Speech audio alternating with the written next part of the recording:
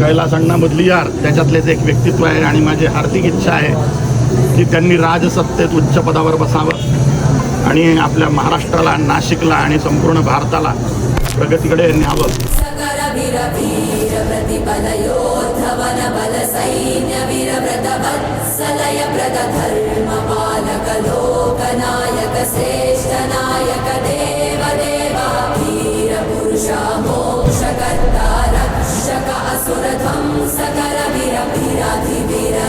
विकासाचे भागीदार कैलास अण्णा मुदलियार.